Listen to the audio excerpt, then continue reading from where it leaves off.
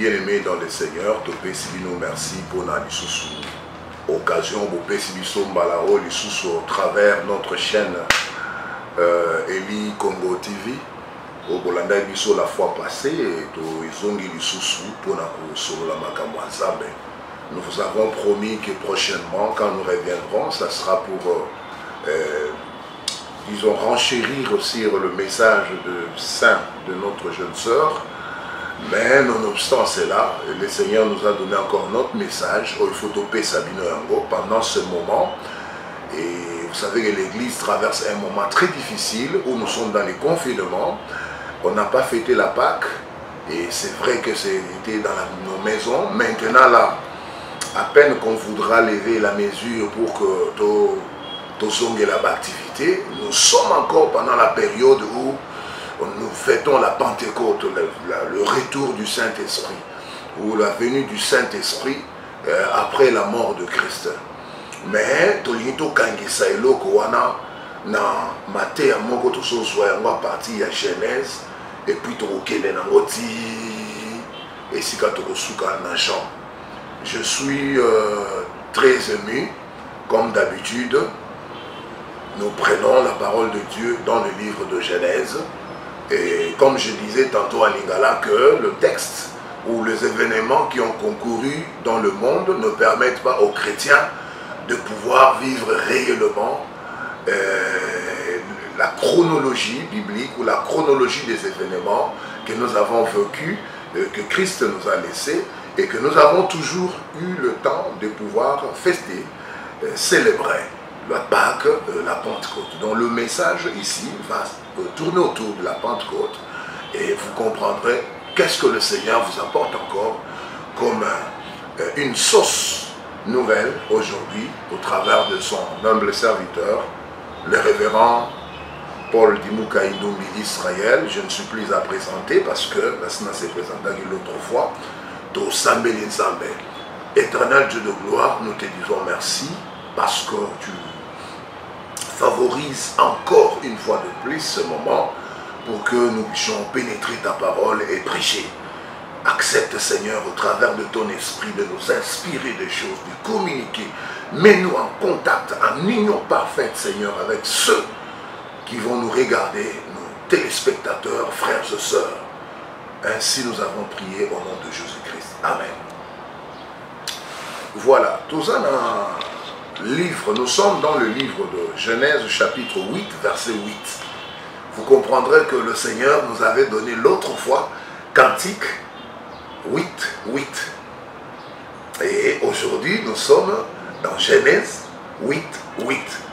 Donc c'est une révélation aussi. Et peut-être vous verrez que prochainement, quand nous y reviendrons, nous viendrons encore le 8, 8, 8, 8. Et ne nous appelez pas Pasteur 8, 8. Ben, c'est une révélation que le Seigneur nous a donnée. Alors, nous lisons rapidement le texte de l'Ancien Testament, Genèse chapitre 8, verset 8, et la Bible nous dit ceci. Puis Noé laissa partir une colombe pour voir si le niveau de l'eau avait baissé. Puis Noé laissa une colombe pour aller voir si le niveau des eaux avait baissé. Bien-aimés dans le Seigneur, je m'en vais directement vous dire que la Bible de la Genèse à l'Apocalypse ne parle que de 3 personnes, hein, une seule personne, du Père, du Fils et du Saint-Esprit. Toutes ces histoires qui sont concoctées, qui ont eu existé, ou les événements qui ont concouru, cela a fait que nous avons essayé un peu de parcourir la Bible. Une fois, nous avons vu la Genèse, Bible Ezotal Sabiso, na chapitre naïe liboso. Bible Ezotal Sabiso, que commencement l'Esprit de Dieu mouvait sur les eaux. Mouvait sur les eaux, l'Esprit de Dieu, avant la création. Donc il y avait déjà les eaux qui submergeaient la terre. Et la terre qui était encore invisible, mais que Dieu lui-même se mouvait sur les eaux dans son esprit, au commencement. Et voilà qu'après un temps, le monde a été créé, et voilà l'homme, la femme, les jardins, ainsi de suite, et les événements qui s'en ont suivi. Je vais un peu couper court, mais Dieu va voir que le péché a abondé, surabondé sur la terre. Il devait normalement se choisir des hommes, et voilà, il choisit Noé. Il choisit Noé pour que Noé puisse, cette fois-là, construire l'arche.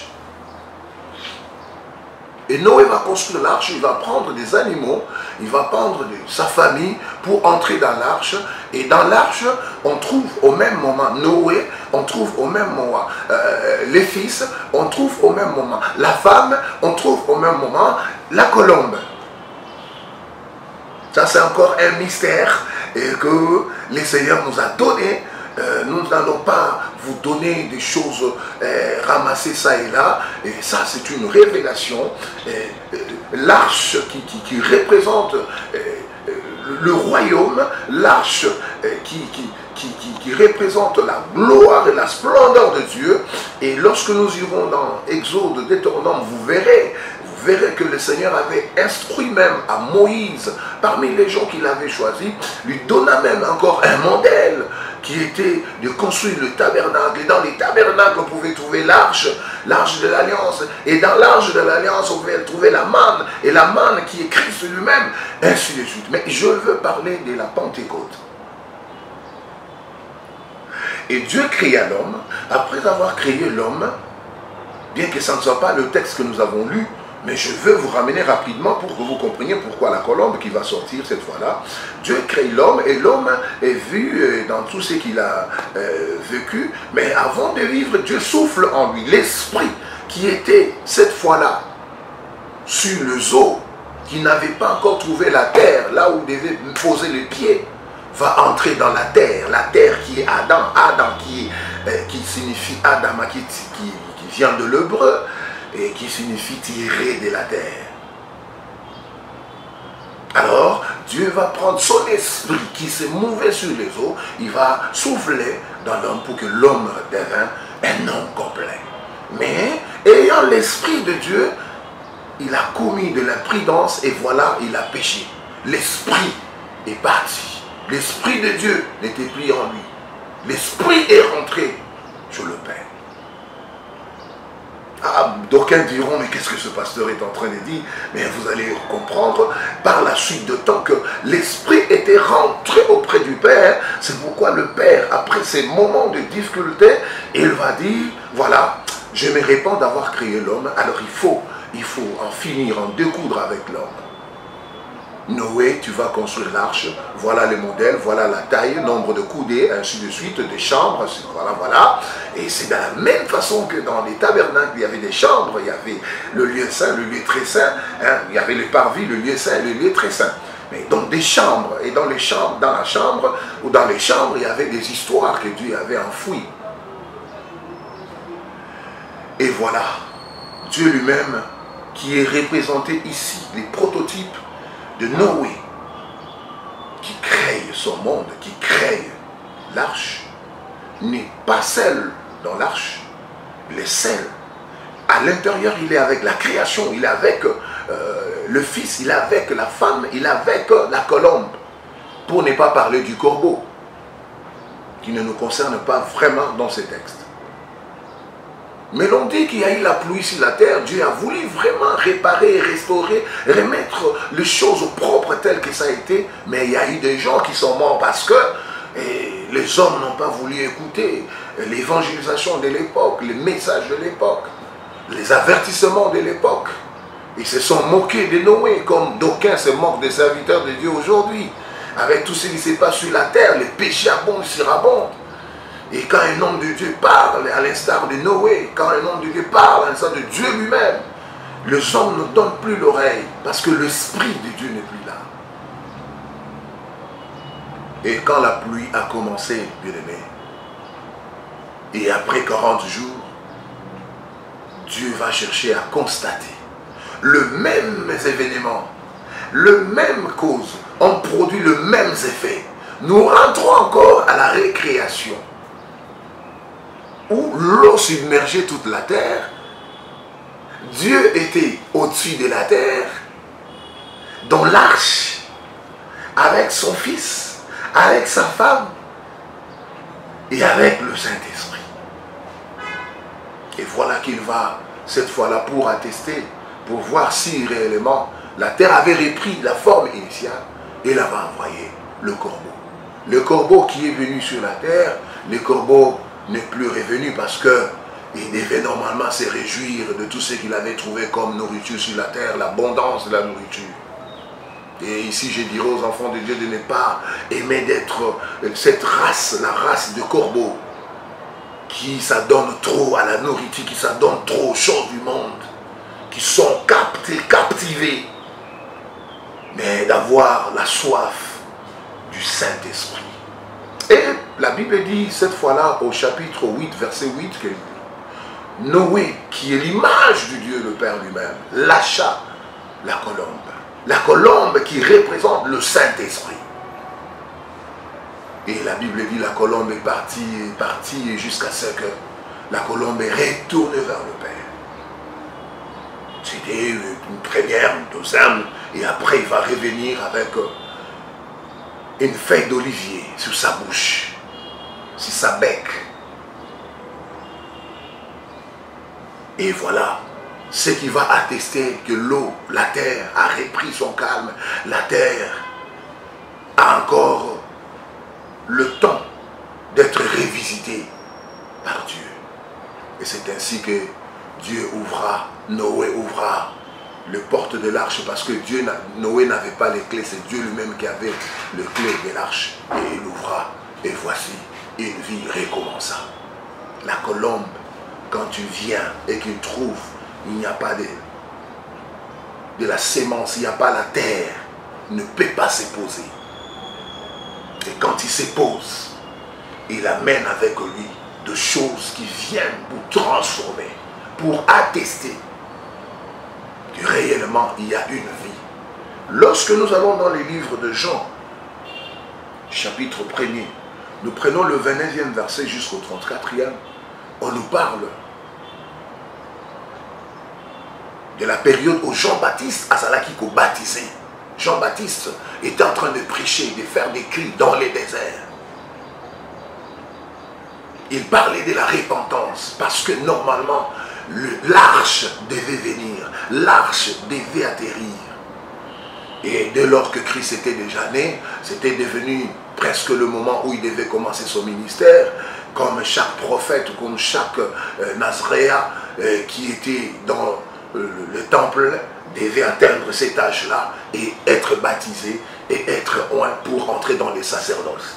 Et c'est comme ça que Christ viendra pour être baptisé. Et Jean va dire, voici l'agneau de Dieu, alléluia, qui ôte le péché du monde. Voici l'agneau de Dieu qui vient purifier. Je vous baptise par l'eau qui ne purifie pas, mais lui, l'agneau, lui, lorsqu'il arrive, il vient pour purifier. Au même moment, la Bible dit, parce que c'est une scène que Dieu avait préparée lui-même.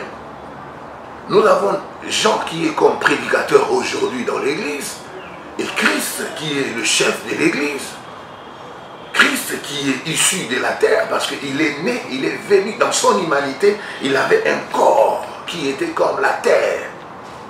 Et Christ est le deuxième Adam, parce que le premier c'était, il avait fauché, mais le deuxième vient avec une autre dimension.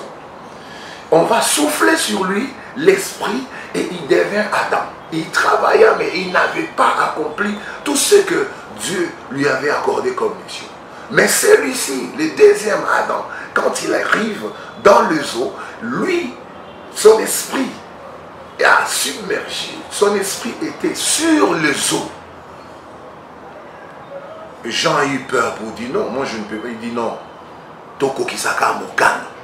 Faisons ceci pour accomplir seulement la loi. Au même moment qu'il y a eu l'assemblage de l'eau et de la terre, l'Esprit de Dieu qui a cherché dans l'Ancien Testament là où poser les pieds. L'Esprit est venu et l'Esprit s'est posé sur Christ. Christ comme Adam, Christ comme la terre. Parce que l'Esprit s'est mouvé sur les eaux. Depuis ce temps-là, l'Esprit était retourné auprès du Père. Et voilà, l'Esprit descend sous la forme d'une colombe. La colombe qui a été lâchée dans l'arche par Noé. Et voici qu'il va faire son travail. Il va vraiment faire un travail attendu par Dieu. Et il va se sacrifier. Parce que l'on avait dit, voici l'agneau de Dieu qui ôte le péché du monde. Et il, accompagné du Saint-Esprit, il a fait son travail. Mais à la fin, c'est la mort qui va sanctionner son parcours. Et l'Esprit de Dieu les quitta. Et il avait le corps d'un homme. Il pouvait souffrir comme un homme. Il pouvait crier à mon Père, pourquoi m'as-tu abandonné? L'Esprit de Dieu était parti. Mais après que l'Esprit de Dieu soit parti, et l'Esprit là devait encore revenir parce que la mission n'était pas encore terminée. D'aucuns me poseront la question, mais c'est quoi le thème de la prédication sur lequel, le thème de la prédication, laisse que l'Esprit atterrit, laisse que l'Esprit puisse atterrir sur la terre qui te représente toi, serviteur de Dieu, qui te représente toi, apôtre, docteur et prophète, laisse que l'Esprit de Dieu, pas un autre esprit, pas l'esprit du corbeau, mais l'Esprit de Dieu, l'esprit de feu. Et pendant cette période de la Pentecôte, j'ai dit que je devais cerner ces choses, les lier en trois, pour que nous puissions remarquer réellement que Dieu a un souci, que l'esprit puisse toujours habiter la terre, sa créature, la création, vivre avec pas. Sans l'Esprit de Dieu, nous ne pouvons pas être agréables à Dieu. Et tout ce que nous ferons, nous le ferons par complaisance, par tradition. Et c'est ainsi que quand Christ est mort, Pentecôte veut dire 50, selon les Grecs. Et après 50 jours, ils étaient dans la chambre haute. Les eaux de la peur, parce que nous avons parlé des eaux comme domination, nous avons parlé de l'arche comme Christ lui-même, nous avons parlé du colombe comme le Saint-Esprit. Ils étaient dans la chambre haute. Et dans la chambre haute, ils priaient. Ils priaient, mais submergés par les eaux de la domination, les eaux de la crainte, de la peur, parce qu'ils étaient en train d'être traqués pour que l'on les décapitât. Et vous connaissez le sort de plusieurs disciples qui ont été avec Jésus. Même s'ils avaient eu peur, comme Paul le dit, ce que je crains, c'est ce qui m'arrive. Ils avaient eu peur, on puisse les décapiter, les tuer. Mais ce qui importe ici, c'est le retour du Saint-Esprit, le retour de la force de Dieu dans la chambre haute. Pour reprendre la mission, ils avaient besoin de l'Esprit de Dieu. C'est ainsi que l'Esprit qui était rentré auprès du Père va revenir encore cette fois-là sous la forme, pas de la colombe, mais sous la forme de langue de feu. De langue de feu. Si la terre, le Saint-Esprit atterrit sur la terre, bien-aimé, je te dis, la langue de feu qui s'était posée sur les disciples fera son travail si ta langue. Ta façon de parler va changer. Ta façon de diriger va changer. Ta façon d'ordonner va changer. Ta façon de prêcher va changer. Ta façon de diriger le pays va changer. Ta façon de vivre dans la communauté et partout où vous avez une portion de responsabilité va changer. Laisse que la colombe, laisse que la langue de feu puisse descendre sur la terre qui te représente toi et que le Seigneur fasse de grandes choses avec toi.